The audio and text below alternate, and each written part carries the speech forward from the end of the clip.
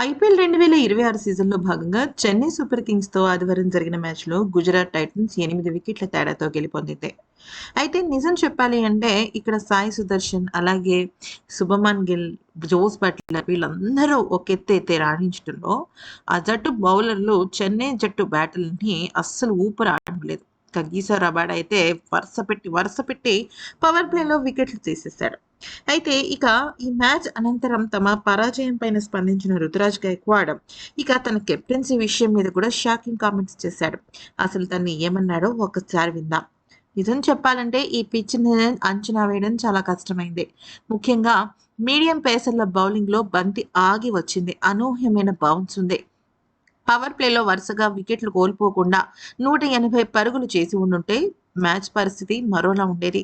గత 3 మ్యాచ్‌లతో పోలిస్తే ఈ పిచ్ ప్రవర్తించిన తీరు చాలా భిన్నంగా ఉంది. మేము పరిస్థితులకు అలవాటు పడేలోపు జరగాల్సిన నష్టం జరగబోతోంది. నేను దూకుడుగా ఆడాలని ప్రయత్నించాను. కానీ బంతి అనూహ్యమైన బౌన్స్ వస్తుండడంతో ఇబ్బంది పడ్డాను. అయితే ఈ మ్యాచ్ నుంచి సంజు శాంసన్ కెప్టెన్‌గా వస్తున్నాడు అన్న విషయం చాలా అంటే చాలా వైరల్ అయింది. ఆ విషయం నా దాకా కూడా వచ్చింది. అయితే దీని వెనకాల కారణం ఏంటంటే గత మ్యాచ్‌లో నాకు పెద్ద గాయమైంది. ఆ గాయం నుంచి నేను రికవర్ అవుతానో లేదో అన్న విషయం పైన క్లారిటీ లేదు. కానీ ఎలాగైనా ఆడాలి. ఆడి సాధించాలని అనుకున్నాను. ఇక దాంతో నేను ఖచ్చితంగా బరిలోకి దిగాలన్న కాన్సెప్ట్‌తోనే వచ్చాను. ఈరోజు మార్నింగ్ వరకు కూడా నేను ఆడతానో లేదో అన్న భయంతోనే ఉన్నా. అందుకే బహుశా జట్టు సంజు శాంసన్ అనే సెకండ్ ఆప్షన్ గురించి ఆలోచించి ఉండొచ్చు. ఇక ఈరోజు సాయి సుదర్శన్ రచ్చలేపాడు.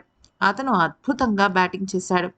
ఇక సంజు శాంసన్ కెప్టెన్ అవుతాడా లేదా అనే విషయం పైన ఇప్పుడు నన్నేం ప్రశ్నలు అడగకండి.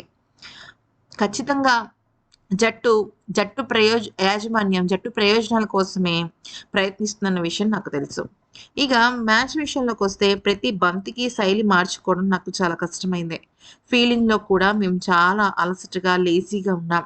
నా బ్యాటింగ్ విషయానికొస్తే మంచి ఆరంభం లభించినా వికెట్లు పడుతుండడంతో ఎక్కువగా పార్ట్నర్‌షిప్ పైన దృష్టి పెట్టాను. స్ట్రైక్ రొటేట్ చేయడం కష్టమైంది. చివరి 5, 6 ఓవర్‌లో ఎలాగైనా వేగం పెంచాలని ప్రయత్నించాను. ఇంపాక్ట్ ప్లేయర్‌గా ముందుగా ముఖేష్ చౌదరిని ఆడించాలనుకున్నాం. కానీ పవర్ ప్లేలోనే వికెట్లు కోల్పోవడంతో 4వ ఓవర్‌లోనే బ్యాటర్‌ని తీసుకురావాల్సి వచ్చింది. మా ప్రణాళిక సరిగ్గా ఉన్నా ఆశించిన ఫలితం దక్కట్లేదు. ఎందుకో మేము ఎక్కడో లాగ్ అవుతున్నాం. ఖచ్చితంగా బ్యాటింగ్, బౌలింగ్ ఇవన్నీ కూడా చూసుకొని తీరాల్సి వస్తోంది.